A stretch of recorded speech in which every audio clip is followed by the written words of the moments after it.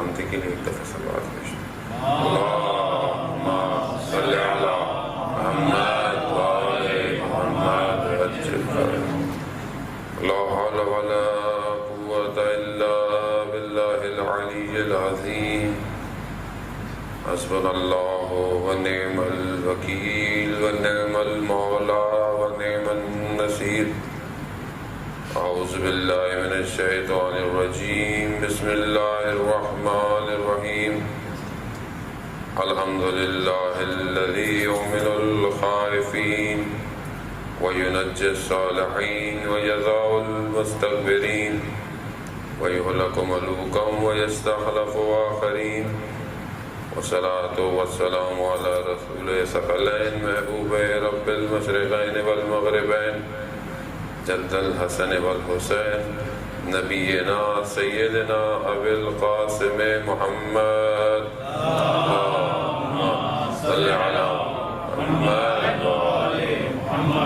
وآلہ الطیبین الطاہرین المعصومین لا سیما بقیت اللہ فی الارضین روحی وارواحنا لتراب مقدم الفدا ولعنت اللہ علی اعدائهم اجمعین من الآن الى قیام یوم الدین بسم اللہ الرحمن الرحیم رب اشرح لی صدری ویسر لی امری واحلل عقدۃ من لسانی یفقهوا قولی اما بعد فقد قال اللہ تعالی فی کتاب الحکیم والقرآن المجید یا ایھا الذین آمنوا اتقوا اللہ وکونوا مع الصادقین صلوات بھیجو اللہم صلی علی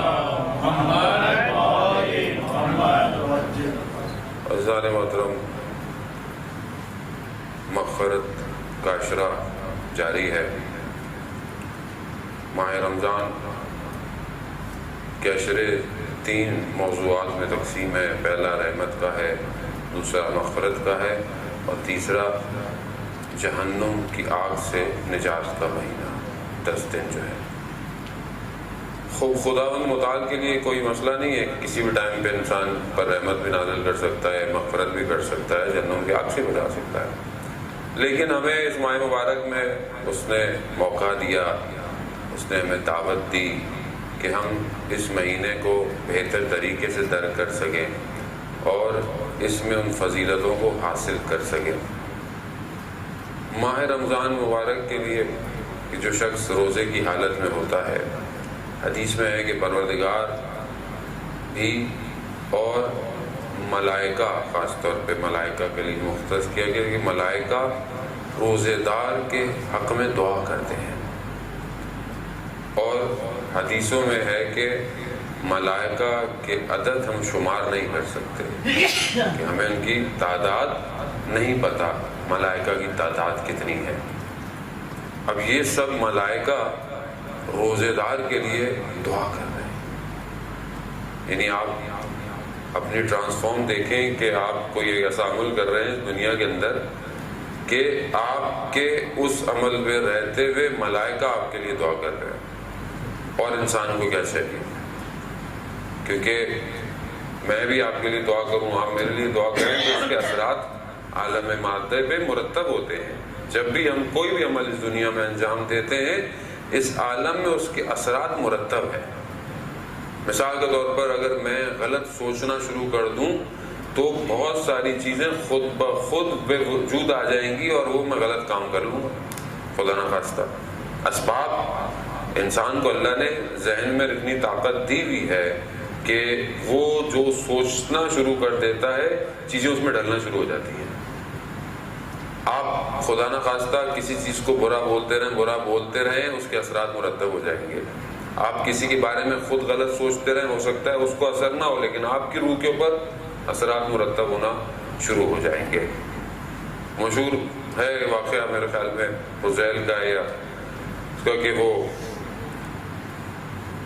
کہ اس نے کہا کہ کچھ جو پیاز تھے ان کو بوری میں بھرو اور اس کو اپنے ساتھ لے کے چلتے رہو۔ 3-4 دن چلتے رہے، جب پیاز گلنا شروع ہوئے تو ان میں سے بو آنا شروع ہو گئی۔ اب وہ اتنی بو تھی کہ وہ برداشت نہیں ہو رہی تھی، تو اس نے یہ کہا کہ یہ وہ کینہ اور بغض ہے جو تم نے اپنے اندر پالا ہوا ہے، جسے لے لے کے تم پھرتے رہتے ہو لیکن تمہیں محسوس نہیں ہوتا، لیکن تمہارے وجود میں اس کی بو پڑ جاتی ہے۔ انسان کتنی ایسی چیزیں اپنے وجود میں لے کر گھوم رہا ہے، اثرات مرتب ہے عزیزان محترم۔ میں اگر کسی کے بارے میں غلط بیٹھا ہوا باتیں بھی کر رہا ہوں، سوچ رہا ہوں، اس کے اوپر ہو نہ ہو، ایک تو اخروی اثرات ہیں کہ آپ کو ثواب ملے گا، عذاب ملے گا، وہ الگ ہے، لیکن اس کائنات کے جو نظام کا سٹرکچر ایسا ہے کہ اس کے اثرات ہر چیز کے آپ کے اوپر مرتب ہونا شروع ہو جائیں گے۔ امام حسن مصطفیٰ صلی اللہ علیہ وسلم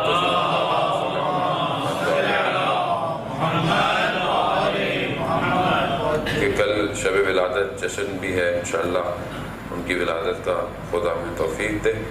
تو بہرحال میں کوشش کروں گا اپنے موضوع کو آج سمیٹ دوں، کیونکہ کل تو مجھے پتہ نہیں موقع بھی ملے گا نہیں پڑھنے کا، ماشاءاللہ پڑھنے والے اتنے سارے ہوں گے، تو بہرحال اس میں امام کی سیرت سے گفتگو کی جائے گی، اور پھر خدا نے توفیق دی کہ دوبارہ آپ کی خدمت میں اللہ نے توفیق دی تو حاضر ہوں گے انشاءاللہ۔ عزیزان محترم، امام فرماتے ہیں کہ انسان، تعجب ہے امام کہتے ہیں انسان کے اوپر کہ اپنے ظاہری خوراک کے لیے کتنا پریشان ہے، لیکن اپنی معنوی خوراک کی طرف متوجہ ہی نہیں ہے۔ اور آگے حدیث بڑھتی ہے، کہتے ہیں کہ ظاہری خوراک جو اس کے شکم کو ضرر دیتی ہے، اس سے کیسے اپنے ہاتھ کو روک لیتا ہے، اور وہ خیالات، وہ خطورات، وہ چیزیں جو اس کی روح کے اندر نقصان کر رہی ہیں لیکن ان کو اپنے ذہن میں آ رہا ہے۔ نہیں، کتنا تعجب ہے کہ انسان فطورات کو، جو پست خیالات ہیں انسان کے، وہ ذہن کے اندر آ رہے ہیں، اس کو آنے دیتا ہے، کیونکہ اس کا نقصان اسے کھانے والی، مثال کے طور پر اگر کوئی مریض ہے کہ خدا نہ خواستہ مثلا سامنے کھانے کے اندر کوئی ایسی چیز ہے تو ڈاکٹر نے آپ کو منع کیا ہوا ہے، تو آپ اس کو ہاتھ ہی لگاتے ہیں، آپ کو کچھ بھی کہہ لیں، بھائی دعوت ہے، نہیں، آپ کہتے نہیں بھائی ڈاکٹر نے منع کیا نہیں کھانا کیونکہ میری صحت اجازت نہیں دے رہی ہے، میرا اپنا نقصان دے۔ لیکن باتیں، گفتگویں، ارادے، سوچیں، نگاہیں، آوازیں جو سن رہا ہوں، یہ کتنا میرے روح کو نقصان دے رہی ہیں، کیونکہ میں اس کی طرف متوجہ ہی نہیں۔ اور اسی لیے آج جوان زیادہ رابطے میں رہتے ہیں، سوال کرتے ہیں، پوچھتے ہیں، خود بھی انسان مبتلا ہے بہت سارے مسائل میں کہ انسان سے ایک دم کوئی غلطی کیوں ہو جاتی ہے، کہ انسان اتنا اپنا خیال رکھ رہا ہوتا ہے، بعض اوقات انسان کہتا غلطی ہو گئی، خود انسان سوچ کے بیٹھے، اور غلطی کا تعلق ہو سکتا ہے اجتماعی ہو سکتا ہے انفرادی ہو۔ کیوں ہوتی ہے؟ کیونکہ انسان بعض اوقات جو کام کر رہا ہوتا ہے اس کے اثرات اس کی روح کے اوپر مرتب ہونا شروع ہو جاتے ہیں، لیر لگنا شروع ہو جاتی ہے۔ ایک ٹائم ایسا آتا ہے کہ پھر آپ کے کنٹرول میں نہیں رہتا معاملہ، پھر آپ سے ہو جاتا ہے، چاہے آپ اپنی زبان سے کوئی بات باہر نکال دیں، چاہے اپنی ذہن سے کوئی چیز غلط سوچ لیں، یا خدا نہ خواستہ انسان کے ہاتھ سے کوئی غلط کام، گناہ ہو جائے، چوری ہو جائے، کچھ بھی ہو سکتا ہے۔ کیوں؟ کیونکہ آپ نے اپنے جو اپنا اسٹرکچر تھا اس کے اوپر آپ نے دنیا کی ساری چیزوں کو مرتب ہونے دیا۔ یعنی ہم کہیں بیٹھے ہوں، کسی کی برائی ہو رہی ہو تو ہم روکتے نہیں ہیں، ایک دوسرے کو کرنا شروع کر دیتے ہیں۔ ہو سکتا ہے مطلب آپ مطمئن بھی نہیں ہو کہ مطلب کرنی بھی چاہیے، لیکن آپ روکتے نہیں ہیں۔ آپ نہیں روکتے ہیں، اس کی وجہ سے آپ کے اوپر اثرات مرتب ہو جاتے ہیں۔ اگر آپ روک دیں اس بات کو وہیں پہ تو اس کے اثرات مرتب نہیں ہوں گے آپ کے اوپر، لیکن آپ کی روح اس کے اثر کو لے لیتی ہے۔ روح بالکل ایک سفید کپڑا ہے عزیزان محترم، سمجھ لیں کہ جیسے روزہ ہے، روزے سے آپ اس کو بہت آرام سے ریزمبل کر سکتے ہیں۔ صبح آپ اٹھے، آپ نے سحری کی، آپ نے نیت کی، آپ نے روزہ رکھ لیا، نماز پڑھی۔ اب روزہ ایک سفید کپڑا ہے جو آپ سارا دن لے کے گھوم رہے ہیں۔ اب اگر خدا نہ خواستہ کوئی غلط بات کی، جھوٹ بولا، تہمت لگائی، غیبت کی، بہت ہنسی مذاق کوئی حد درجے سے باہر کر لیا، خدا نہ خواستہ کوئی غلط چیز سن لی، کوئی دیکھ لی، اب اس سفید کپڑے پہ دھبے لگنا شروع ہو جائیں گے۔ اب وہ دھبے جو ہیں وہ ہمیں تو نظر نہیں آ رہے، ظاہر ہے کہ میں تو خود اتنا پاک صاف نہیں ہوں، لیکن روزے کی حالت ایسی ہے کہ ہلکے ہلکے ہمیں تھوڑی سی پریکٹس کرا دیتا ہے۔ یہ جو بے چینی اور اضطراب پیدا ہوتا ہے اور عبادت کی طرف مائل نہیں ہو رہا ہوتا، یہ ان دھبوں کی وجہ سے ہے، وہ جو لگ رہے ہیں روح کے اوپر۔ کہ میں کیوں نہیں کھینچا چل رہا عبادت کی طرف, میری نماز میں حالت کیوں نہیں پیدا ہو رہی کہ بھائی مجھے روزے میں ہوں نا, میں تو مطلب میں نے بھوکا پیاسا رہا ہوں. عزیزان محترم, یہ بھوک اور پیاس جو ہے یہ حکمت سے خالی نہیں ہے. یعنی پروردگار, اگر حدیث ہے رسول خدا حضرت محمد مصطفیٰ صلی اللہ علیہ وآلہ وسلم صلی علی محمد معراج پر جب تشریف لے کے گئے ہیں تو حدیثیں بہت ساری ہیں. روزے دار کے لیے جو چیزیں خداوند متعال نے کہا کہ میں روزے دار کو کیا عطا کرتا ہوں, اس میں ایک حدیث یہ بھی ہے معراج میں کہ جو روزے دار ہوتا ہے میں اس کو حکمت عطا کرتا ہوں. حکمت قرآن میں بھی آپ سورہ لقمان کے دیکھیں کہ ہم جسے چاہتے ہیں اسے حکمت عطا کرتے ہیں. حکمت کیوں ہے؟ کیونکہ آپ بھوک اور پیاس اور اپنی زبان, اپنی نگاہ سب پر قابو کر رہے ہیں. جب آپ اس پر کنٹرول کریں گے تو خود بخود حکمت عطا ہو رہی ہے انسان کو. آیت اللہ عظمہ بہجت رضوان اللہ تعالیٰ علیہ فرماتے تھے کہ جو شخص 40 دن خاموش رہے, یعنی خاموش سے بھی نہیں بالکل, یعنی فضول گفتگو اور ہر چیز سے پرہیز کرے, اور خاص طور پہ عرفہ کے لیے جو 40 دن تھے وہ ذکات سے شروع ہوتے تھے اور ذی الحج کی 10ویں تاریخ یعنی عید قربان تک. یہ جو 40 دن ہیں یہ عرفہ کے لیے بہت زیادہ سمجھ لیں کہ ریڈ لائن ہے. وہ اس کے اندر اتنا کیوں کہ یہ وہ 40 دن ہے جس پر حضرت موسیٰ غیبت پر گئے تھے. کہ جب ہم قرآن کی آیت پڑھتے ہیں کہ وَوَعَدْنَا موسیٰ, کہ موسیٰ کو وہ 10 دن بڑھا لیے, 30 دن کے لیے گئے تھے, 10 دن بڑھا دیے تھے. یہ وہ 40 دن ہے. عرفہ اس 40 دنوں میں کہتے ہیں اپنی زبان پر, اپنی نگاہوں پر, اپنی سوچوں پر قابو. یہ وہ 40 دن ہے جو حکمت عطا کر سکتے ہیں انسان کو اگر انسان کنٹرول کرے. ماہ رمضان 30 دن ہے ہمارے پاس عزیزان محترم. خداوند متعال فرماتا ہے اپنے پیارے محبوب کو کہ روزے دار کو خدا حکمت عطا کرتا ہے. اور حکمت جو ہے, حدیث آگے بڑھتی ہے, حکمت جو ہے وہ معرفت, حکمت کی جو وراثت ہے وہ معرفت ہے, اسے معرفت عطا ہوتی ہے. پھر معرفت کی جو وراثت ہے اسے یقین عطا ہوتا ہے. کیا میرا روزہ ایسا ہے کہ میں اپنے آپ سے خدا نخواستہ گستاخی نہیں کر رہا, میں اپنے آپ سے کہہ رہا ہوں میرا روزہ, داڑھی سفید, بال سفید ہو گئے, بقول ایک رائٹر کے کہ ان چند سالوں میں دل کی سیاہی سفید ہوئی نہ ہوئی مگر داڑھی کی سیاہی جو ہے وہ سفید ہو گئی. دل نہیں پتا کہ آیا صاف ہوا یا نہیں ہوا. میں نے اتنے عرصے میں کوئی ایسا روزہ جو میرے لیے حکمت کے دروازے کھول رہا ہو, معرفت کھول رہا ہو, نہیں ہے.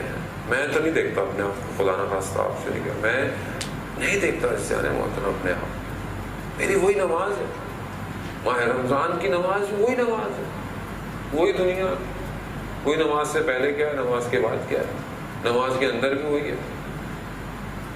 نہ میرے پاس وہ سجدہ مل پایا مجھے ابھی تک کہ میں اس سجدے میں خدا کی بارگاہ میں اس دسترخوان کو سمیٹ سکوں شب کی تاریکی میں. کھانے پر میرا پینے پر بہت زور ہے کہ میں یہاں افطاری کر لوں, یہ کھانا کھا لوں, یہ سحری ہو جائے. اور اچھی بات بھی, کھانا کھانا منع نہیں ہے, اسلام منع نہیں کر رہا, آپ دوسروں کو بھی افطار کرائیں. لیکن میرا پوری ڈرائیو پوری سب کچھ, آج ادھر جانا ہے, کل ادھر جانا ہے, آج ادھر ہے, آج ادھر ہے, میں اس پر تو میں بہت زیادہ اسٹینڈرڈائز بھی ہوں. میرا شیڈیول بھی بنا ہوا ہے کہ میں نہیں آ سکتا, میں وہاں ہوں, میں نہیں آ سکتا, میں یہاں ہوں. لیکن کتنا میں اپنی طرف متوجہ ہوں اس مہینے میں.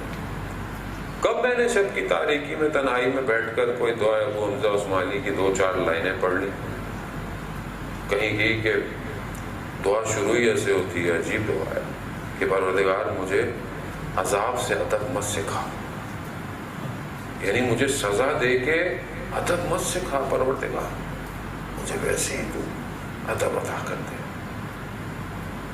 عزیزان محترم, جب تک میں حکمت کی طرف متوجہ نہیں ہوں گا, حکمت روزے دار کی وراثت ہے, حکمت پروردگار نے اپنے بہترین بندوں کو حکمت عطا کی ہے. آج جو آپ دیکھتے ہیں اولیاء خدا, عرفاء, علماء کہ جب ہمیں بھی جتنی توفیق ہوئی ہے جن اساتید سے, وہ گفتگو کرتے ہیں, وہ بولتے ہیں, ایسا لگتا ہے کہ وہ بولتے رہیں. اور تھکتے ہی نہیں ہم. یعنی آپ بولیں کہ صبح بھی درس ہے, شام کو بھی ان کا درس ہے, ہم اچھا وہ بول کو اپنے گھر سے تو رہ نہیں ہے, وہ کالا امام صادق کی تشریح کر رہے ہیں, یا کالا امام علی کی تشریح کر رہے ہیں, یا کالا رسول اللہ کی تشریح کر رہے ہیں. اپنا تو ان کا کچھ نہیں ہے, یا دعاؤں کی شرح ہے یا صحیفہ سجادیہ کی شرح ہے. ہمارے استاد آقا تحریری حفظ اللہ کئی سال, ہم خود درس میں کئی سال تو دعائے مقارب الاخلاق کی شرح کرتے رہے, کئی سال. اور میرے خیال میں کیا 13 سال تو مجھے بھی حوصے میں ہو گئے. اس سے پہلے سے صحیفہ سجادیہ کی دعاؤں کی شرح چل رہی ہے, اور ابھی وہ 45ویں دعا پہ پہنچے. کہاں سے آ رہا ہے سب, کہاں سے بیان ہو رہا ہے؟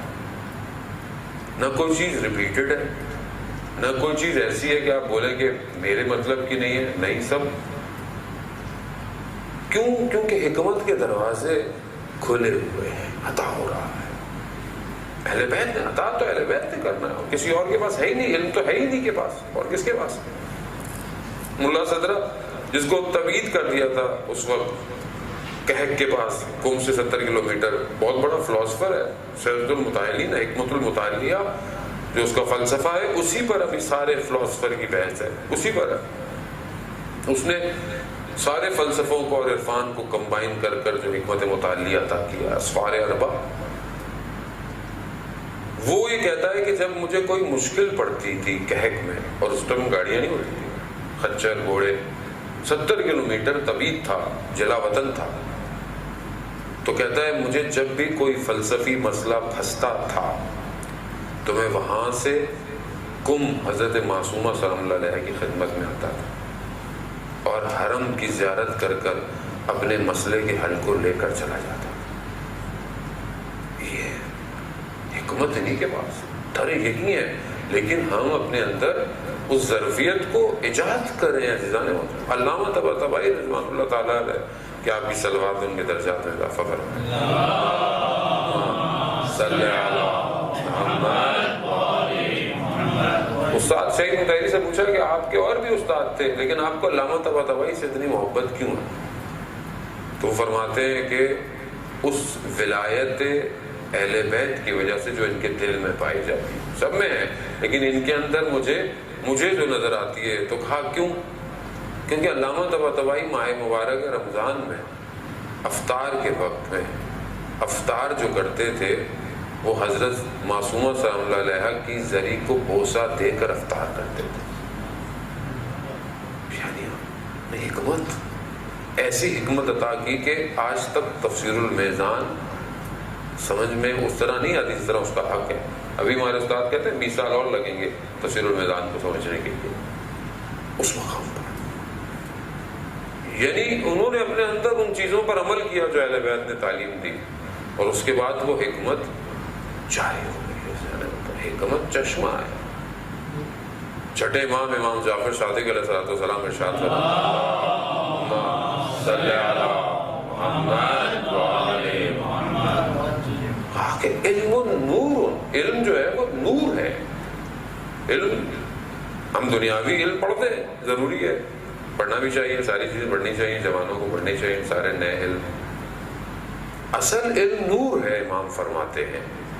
اور مولا فرماتے ہیں کہ خدا جس کے دل پر چاہتا ہے اس نور کو اتار دیتا ہے. امام کہتے ہیں کہ یہ وہ علم نہیں ہے جسے تم کسب کر سکو, یہ وہ ہے جو عطا ہوتا ہے, عطا ہوتا ہے. اور اس کے لیے شرائط ہے کہ اب یہ کس کو عطا ہو. یعنی جہاز جو ہے وہ ہر جگہ تو لینڈ نہیں کرتا. آپ بولے یہاں لینڈ کر جائے, سڑک بہت اچھی ہے, ہائی وے, وہ نہیں لینڈ کرے گا. اس کا رن وے الگ ہے, اس کا جو کنکریٹ ہے وہ بالکل ڈفرینٹ ہے, اس کو ایک الگ جگہ چاہیے, اس کو رفتار روکنے کی چاہیے, ایک الگ اس کا ہر چیز کا ایک الگ نظام. ہر جگہ نہیں اترتا, وہ شرائط مہیا ہوں گی تو لینڈ کرے گا. علم بالکل ایسے ہی ہے. وہ شرائط میرے قلب میں اگر مہیا ہیں, میرے وجود میں اگر مہیا ہیں, تو یہ علم مجھے عطا ہوگا. علم ہماری میراث ہے عزیزان محترم. علم اہل بیت کے ماننے والوں کا ہے. آج دنیا جو بھی کر رہی ہے, بہرحال وہ دریافت جو بھی کر رہی ہے, بہرحال اپنے حساب سے کوشش کر رہی ہے, لیکن اصل وارث اہل بیت کے ماننے والے ہیں. اور ویسے بھی روایت میں کہ انسان جتنی بھی ترقی کر لے، اور ابھی بھی آپ کے سامنے دنیا کتنی ترقی کر رہی ہے، بہرحال اب ٹیکسیاں بھی ہوا میں اڑنے والی ہیں اور جتنی بھی نئی ٹیکنالوجی آنے والی ہے، ہم نے تو کیونکہ گرانٹیڈ لے لیا، ہمیں بہت سی چیزوں کی قدر نہیں ہے، لیکن علم بہت ابھی بھی اور آگے کی طرف جائے گا. لیکن وہ کہتے ہیں جتنا بھی ہو جائے گا ظہور سے پہلے وہ صرف 2 حروف ہوگا، اور جب امام آئیں گے تو پھر 25 حروف مزید سکھائے جائیں گے. کہاں پہنچے گا آپ سوچیں اس وقت انسان کی عقلیں کہاں رشد کر جائیں گی. تو میں کتنا اپنے آپ کو اس فلائٹ کے لیے تیار کر رہا ہوں کہ جو اس جہاز میں کوئی بیٹھے گا اور ظہور میں وہ جہاز لینڈ کرے گا. ظہور کسی اور یونیورس کے کسی اور پلانٹ پہ نہیں ہونا، ظہور یہی ہونا ہے. اور اس ظہور کے لیے آمادگی ریڈی جو ہے وہ بھی یہی ہونا ہے اور اسی دور میں ہونا ہے. یہ نہیں کہ آپ بولیں کہ کوئی اور دور آئے گا وہاں لوگ الگ ہوں گے، لوگ ایسے ہوں گے. نہیں، یہی دور، یہی لوگ، یہی اس ظہور کے دور میں عصر حاضر سے ٹرانسفارم ہوں گے. استاد میر باقری کہتے ہیں کہ اسی زمانے سے تمہیں اپنے آپ کو بلند کر کے ظہور میں داخل ہونا ہے. اپنے آپ کو بلند کرو کہتے ہیں، ہمیں اپنے آپ کو بلند کرنا ہے. تو ماہ رمضان ایک توفیق ہے اللہ کی طرف سے کہ ہم اپنے آپ کو چیک کریں. کہاں اسکیننگ مشین، کہاں آپ گزرتے ہیں نا، چیکنگ ہوتی ہے، کہیں لوہا آئرن ایئرپورٹ ٹاں ٹاں ٹاں شروع کر دیتا ہے وہ بجنا، کوئی بھی جوتے میں لوہا ہے، بیلٹ میں لوہا کہاں ہے، انسان چیک کر رہا ہوتا ہے. اسی طرح یہ مہینہ یہی ہے کہ میں اپنے آپ کی اسکیننگ ہے. بغض کہاں ہے، کینہ کہاں ہے، حسد کہاں ہے، سوء ظن کہاں ہے، کسی سے رنجش کتنی ہے، صلہ رحمی قطع رحمی کتنی میرے پاس ہے، کس کا حق میں نے کھایا ہوا ہے، کس کا میں خیال نہیں کر رہا. یہ پوری ایک اسکیننگ ہے، اور یہ وہ مہینہ ہے کہ جو اسکیننگ فراہم کر رہا ہے ہمیں. خوب ہم اس کو غنیمت شمارے عزیزان محترم. شخص آیا صوبان، لیکن رسول خدا سے بہت محبت کرتا تھا، بہت زیادہ ارادت رکھتا تھا ان سے. آیا رسول کی خدمت میں، کہا یا رسول اللہ، یہاں تو جب بھی ہمارا دل اداس ہوتا ہے ہم آپ کی خدمت میں آ جاتے ہیں، کوئی مشکل ہوتی ہے آپ کے پاس آ جاتے ہیں، کوئی چیز ہوتی ہے آپ کی زیارت کر لیتے ہیں، آپ کے پاس آ کے بیٹھ جاتے ہیں. مگر رسول خدا مجھے ایک چیز نے بہت پریشان کیا ہوا ہے. کہا کیا؟ کہا قیامت والے دن ہم کیا کریں گے اس وقت کہ جب کہ ہم اگر جنت میں بھی ڈالے جائیں گے تو جنت میں بھی تو درجات ہیں رسول خدا. نہیں پتا میں کچھ ایسے درجے پر ہوں جہاں میں آپ کو دیکھنا چاہوں مگر نہ دیکھ پاؤں، میں آپ کی زیارت کرنا چاہوں مگر میں آپ تک نہیں آ پاؤں. عزیزان وہ جنت کے بھی درجات ہیں. بعض درجات ایسے ہیں کہ جو رسول خدا کو یا ائمہ اہل بیت کو سالوں میں ایک دفعہ دیکھا کریں گے، کچھ ایسے ہیں جو مہینوں میں دیکھیں گے، کچھ ایسے ہیں جو ہفتوں میں دیکھیں گے، اور کچھ ایسے درجات ہیں جو ہر وقت اہل بیت کو دیکھ رہے ہوں گے. اب وہ جو اتنی زیادہ محبت کرتا تھا رسول خدا سے، اس سے وہ آخرت برداشت نہیں ہو رہی ہے. ہم نے کتنی فکر کی آج تک عزیزان محترم کہ قیامت میں ہمیں کون سا درجہ ملے گا کہ ہم اپنے رسول کو، اپنے مولا کو، امام حسین علیہ السلام کی زیارت کر پائیں گے. کتنا ہم پریشان ہیں اس آخرت کے. ہم تو یہاں پریشان ہیں، جاب کون سی ملے، اسٹیٹس کون سا ملے، گھر کہاں ملے، گاڑی کون سی ملے، لیپ ٹاپ کون سا ہونا چاہیے. ہمیں تو یہ پریشانیاں ہیں. ہمیں آخرت کی تو کوئی پریشانی ہے ہی نہیں ہم لوگوں کو. جبکہ وہ جو رسول خدا کے ساتھ اٹھ بیٹھ رہے ہیں، جن کو رسول خدا بشارتیں بھی دے رہے ہیں، نیک عمل بھی ان کے اپنے تصدیق کرا رہے ہیں، اور وہ اتنے پریشان ہیں کہ یا رسول اللہ آخرت میں ہم کس مقام پر ہوں گے، کیا ہم آپ کی زیارت کر بھی پائیں گے کہ نہیں کر پائیں گے.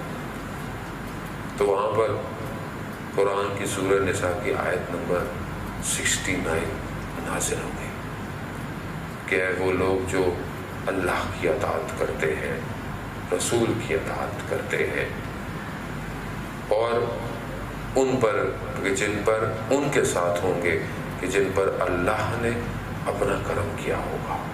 اور وہ کون ہے؟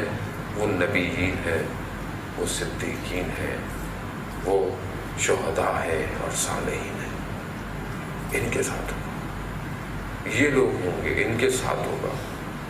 تو وہاں رسول خدا نے ثوبان کو کہا یعنی آیت نازل ہو گئی ہے. آپ تصور کریں اس شدت عشق کی انتہا کا کہ پروردگار نے آیت کو بھیج دیا بندے کے لیے اور سب کے لیے تا قیامت کے لیے کہ اگر تم اللہ کی اور رسول کی اطاعت کرو تو ہم تمہیں ان گروہوں میں سے 4 گروہ کہ تم قیامت والے دن ان 4 گروہوں کے ہمسائے ہو گئے, یا نبی کے ہمسائے ہو گئے یا پھر سچوں کے ہو گئے جو سچے تھے.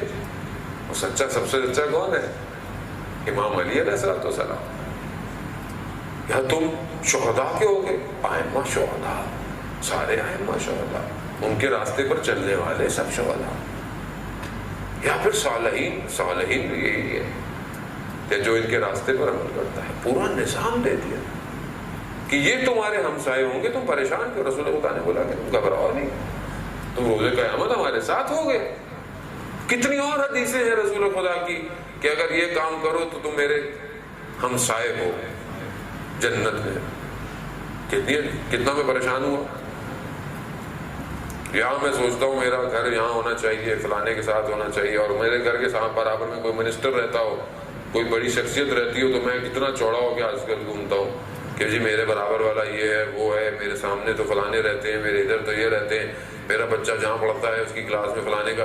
کتنے ہم لوگ اس, اور یہ مادی دنیا جس نے, اور یہاں کام کوئی بھی نہیں آتا, جس نے مشکل پڑتی ہے تو کوئی کام نہیں آتا. آپ دیکھ لیں, زندگی آپ کی اپنی بھی آپ نے بھی آزمائی ہوگی. دنیا کا تو یہ حال ہے کہ مادی جب ہوتی ہے تو آدمی کوئی بھی کام نہیں آتا, کام وہی خدا ہی آتا ہے کہ جسے ہم آخر میں متوجہ ہوتے ہیں کہ پروردگار اب تو کچھ بھی نہیں بچا, تیرا ہی آسرا ہے. اور وہ بھی اتنا رحمان ہے, اتنا رحیم ہے. جان محترم, ہماری طرح نہیں ہے کہ ہمارے پاس کوئی آئے, دیکھا آپ میرے پاس ہی آئے ہو نا, میں تو پہلے ہی کہتا تھا جاؤ میں نہیں کرتا کام, جاؤ, میں تو یہ خصلت ہے میری. مگر وہ رحمان ہے, وہ کہتا ہے چلو جیسا بھی ہے, ٹوٹا پھوٹا بھی ہے, خطا کار ہے, گناہ گار ہے, میری بارگاہ میں آ تو گیا. وہ تو ہمیشہ ہر وقت ہمیں اپنی طرف بلا رہا ہے. میں کتنا متوجہ ہوں. آخرت دنیا کے پلاٹ, یہاں پلاٹ وہاں پلاٹ لے لیں, یہ لے لیں. آخرت کے گھر, رسول خدا کے برابر کا گھر خرید رہا ہوں کہ میں نہیں خرید رہا. مگر مسئلہ یہ کہ مجھے رسول سے محبت ہو تو میں خریدوں, مجھے رسول سے محبت ہی نہیں ہے. میں کبھی رسول خدا سے محبت کا میں نے کبھی اظہار ہی نہیں کیا. کبھی مجھے ہوا یا رسول اللہ اے شافی محشر, ہم پر نگاہ کرم کیجیے, اپنی بیٹی کے صدقے میں ہم پر رحم کیجیے. رحمت للعالمین, حسین کے صدقے میں, حسن کے صدقے میں آپ کے فرزندان ہیں. آپ ان کو گرنے نہیں دیتے تھے اپنی زندگی میں, آپ اپنے خطبے چھوڑ دیتے تھے, آپ نے اپنی نمازوں کو طولانی کر دیا حسین کے صدقے میں. آپ کتنی ان سے محبت کرتے تھے, انہی کے صدقے میں. یا رسول اللہ مجھ پر نگاہ کرم کیجیے, اپنے خدا کی بارگاہ میں میرے سفارش کیجیے. کتنا میں اپنے رسول خدا سے باتیں کرتا ہوں. رسول ہے ہی نہیں میری زندگی میں, عزیزان محترم, نہیں ہے رسول میری زندگی میں. کلمہ پڑھتا ہوں اشہد ان محمد رسول اللہ, لیکن کلمہ ہی ہے بس. نہ کبھی سوچا, نہ کبھی تفکر کیا, نہ کبھی یہ کیا, جبکہ خدا بار بار کہہ رہا ہے یہ میرا محبوب ہے, یہ میرا رسول ہے, اس کے صدقے, اس کے لیے میں نے کائنات کو خلق کیا ہے, یہ پہلا اس کا نور ہے جسے میں نے بنایا ہے. لیکن میری زندگی میں یہ نور کہاں ہے, یہ ذکر کہاں ہے. امام جعفر صادق علیہ السلام ارشاد فرماتے ہیں,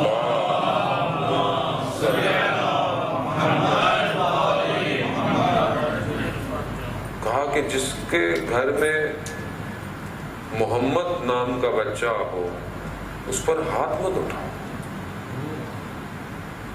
کتنا, یعنی اس نام کی وجہ اس پر ہاتھ مت اٹھاؤ, اسے سخت لہجے سے گفتگو مت کرو اس سے. خود ہاتھ میں عصا رسول کی لے کر جا رہے ہیں, وقت کا خلیفہ ہے, آ کر دیکھا, کہا رسول آ کر چومنے لگ گیا عصا کو. امام نے کہا کہ خب یہ تمہیں رسول کی نسبت سے تمہیں اس کو تم چوم, میں یبن رسول اللہ ہوں, میں رسول کی اولاد میں سے ہوں. لوگ یہ اس رسول کو نہیں پہچانا. لوگوں نے نہیں, اگر پہچانا ہوتا تو کربلا میں ایسے کرتے. اچھا کربلا تو بہت دور، رسول کا جنازہ بھی نہیں اٹھا تھا، اور مدینہ میں جو آگ لگا دی گئی، رسول سے محبت تھی نہیں. کہنے کو تو یہ تبرکاً پانی اٹھایا کرتے تھے، پانی نہیں کرنے دیتے تھے رسول خدا کا. نہیں، محبت اویس کرنی کو تھی رسول خدا سے. وہ صحابی ہے جس نے رسول کو دیکھا نہیں، مگر آپ اس محبت کا تاثیر دیکھیں کہ آئے چلے گئے تو رسول خدا کیا کہتے ہیں؟ مجھے یمن کی خوشبو آ رہی ہے. کیوں؟ کیونکہ اویس کرنی کی جو شدت محبت تھی اس کے اثرات تھے، اور جس حالت میں اویس کرنی رہتے تھے سادگی کے ساتھ، اور وہ تھے کہ بعض اصحاب نے رسول خدا سے حدیثیں سنی کہ وہ ہے کہ جو کوئی بھی بات کہے تو مستجاب ہے. اویس کرنی ایک گروہ آیا اور اس سے خلیفہ دوم نے پوچھا فلانے شخص کو جانتے ہو؟ کہا وہ کہا وہ تو دیوانہ سا رہتا ہے، ایسے کہ بس ایک لباس اس نے اپنے پر پہنا ہوا ہے اور ادھر ادھر گھومتا ہے. کہہ رہا وہ دیوانہ نہیں ہے، ہم نے خود رسول سے سنا ہے کہ اویس کرنی جو دعا بولے خدا کی بارگاہ میں مستجاب ہے. کیوں؟ رسول خدا سے محبت. پر جس سے دنیا کا تقاضا ہے نا، آپ جس سے محبت کرتے، آپ اپنے بچے سے محبت کرتے، آپ بہت ساری چیزیں آپ کو پسند نہیں، آپ کہتے نہیں بچے سے محبت کر رہا ہوں. انسان اپنی زوجہ سے محبت کرتا ہے، وہ بولتی ہے کپڑے پہنو، وہ آپ کو اچھے لگ رہے ہیں آپ پھر بھی پہن لیتے ہیں، چلو پہن لیتے، کیا کریں پہن لیتے ہیں. کسی کو تو اچھا لگے، باہر لوگوں کو بالکل اچھا نہ لگے، خیر آنا تو گھر ہی ہے واپس. کیوں کرتے ہیں آپ؟ کیونکہ محبت ہے، اظہار ہے، محبت ہے، محبت کا اظہار ہے. یہ کام کیوں کر رہے ہیں؟ کیونکہ میں کسی سے محبت کرتا ہوں، اس کو یہ کام پسند ہے. عزیزان محترم، خدا کو کس سے محبت ہے؟ خدا کو کیا چیز عزیز ہے؟ اس سے کتنی محبت کر رہا ہوں. ماہ رمضان گزر جائے گا، زندگی گزر گئی، یہ بھی گزر جائے گا، یہ کون سا رکا ہے؟ پہلے کون چیزیں رکی ہیں؟ مگر اس مہینے میں کم از کم اس اپنے رسول کی محبت کو اجاگر کروں اپنی زندگی کے اندر، ان چیزوں کو اجاگر کروں، میں رسول کی عبادتوں کو، آپ رسول کے سجدے دیکھیں. اللہ اکبر. میں ایک جگہ مجلس پڑھا تھا، میں نے یہ رسول خدا کی حدیث پڑھی. ایک شخص تھے ہمارے دوست تھے، نوا خان ہے بہت مشہور، وہ کہہ رہے میں 2 دن سے ایسی حدیث پر سوچ رہا ہوں جو آپ نے پڑھی ہے، کہ میں تو ابھی تک اسی سے لذت لے رہا ہوں، اسی میں عجیب کیفیت ہے. حدیث کیا ہے کہ رات کی تاریکی ہے، رسول خدا نے اپنے چہرے کو خاک پر رکھا ہوا ہے اور کہہ رہے ہیں رب لا تکلنی الی نفسی طرفۃ عین ابدا. اے میرے پروردگار، مجھے پلک چپکنے کا جو ٹائم ہے نا، کتنی دیر لگتی ہے پلک چپکتی ہے؟ سیکنڈز کے اندر ہے. اتنی دیر کے لیے میرے پروردگار مجھے میرے حال پر مت چھوڑ.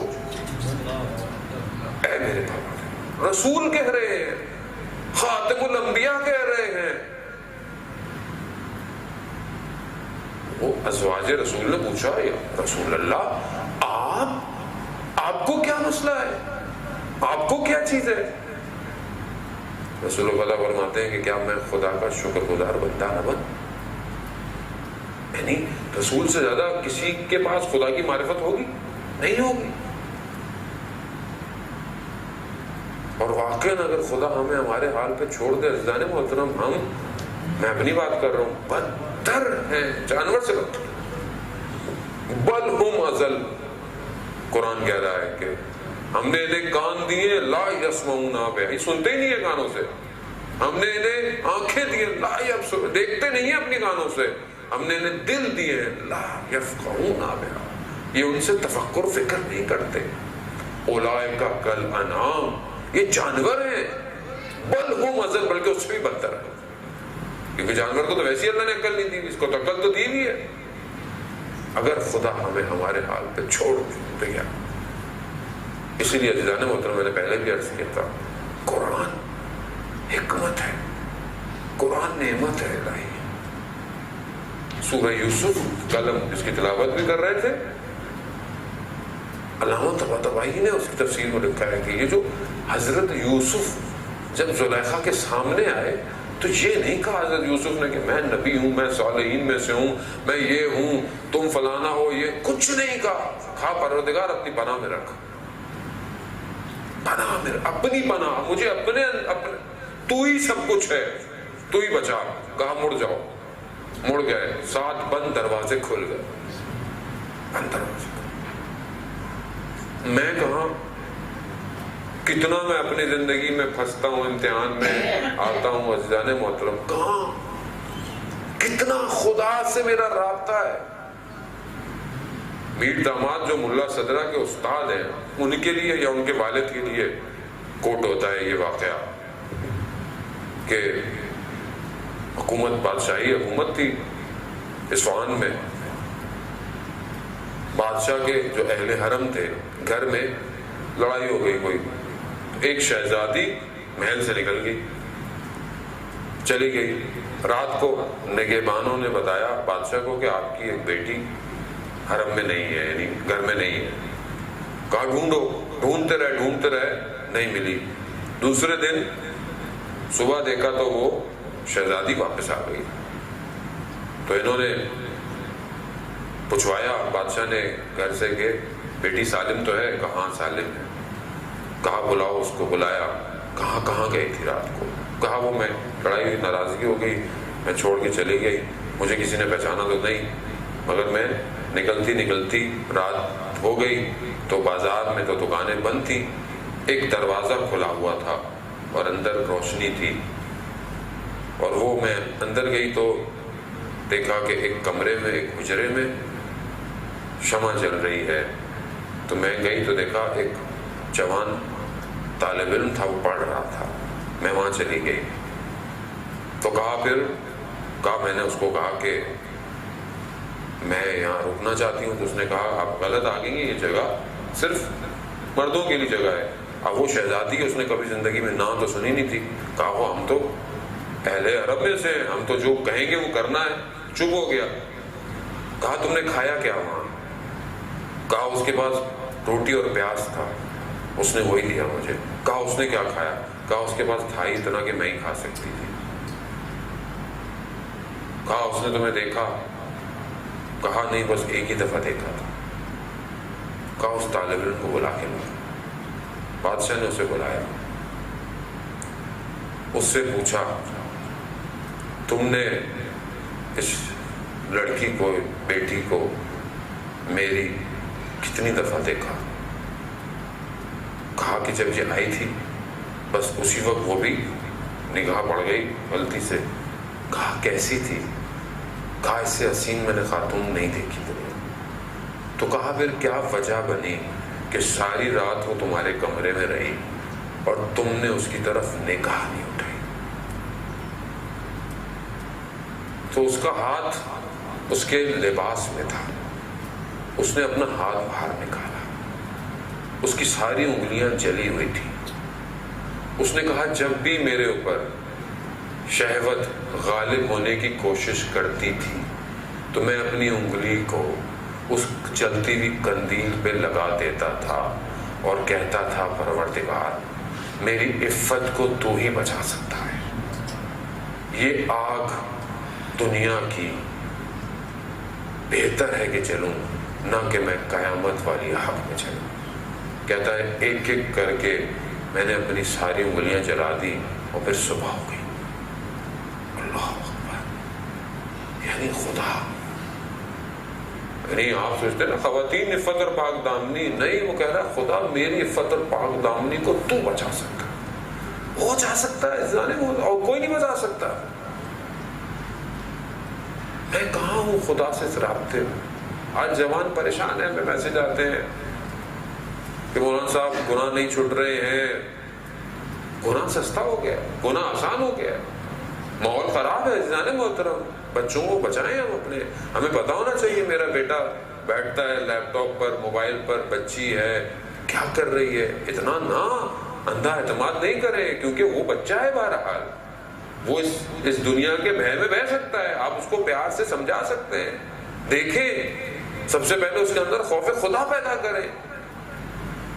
آج کہتے ہیں ہم کیا کریں، کچھ نہیں ہے. آیت اللہ عظمہ بحیثیت کہ اگر تمہیں خدا کے وجود کا احساس ہو جائے تو تم کبھی گناہ نہیں کرو گے. ہم اس احساس کو پیدا کریں. بس انسان ہے، غلطیاں ہوتی ہیں، خطا کار ہے، گرتا ہے، مگر اس کو سجدہ کرے. جب بھی انسان گناہ کی طرف ہو وضو کرے، 2 رکعت نماز پڑھ لے، اس کی بارگاہ میں ہاتھ اٹھائے. آیت اللہ فروغی کہتے ہیں کہ ہر گھنٹے میں دعائے سلامتی امام زمانہ پڑھو، امام زمانہ خود تمہاری حفاظت کریں گے. ہر گھنٹے میں اللہم کل ولیک الفرج، وارث زندہ ہے. جب تم ہر وقت اس کی طرف اپنی رجوعات کرو گے، وہ خود تمہارے لیے ان اثرات کو مرتب ہی نہیں ہونے دے گا جو تمہیں گناہ کی طرف لے کے جائے.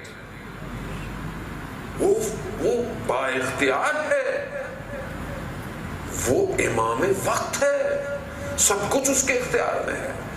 لیکن اپنی توجہ کو تو بڑھاؤں گا اس کی طرف. کتنا میں اس پہ توجہ کر رہا ہوں، کتنی توجہ ہے.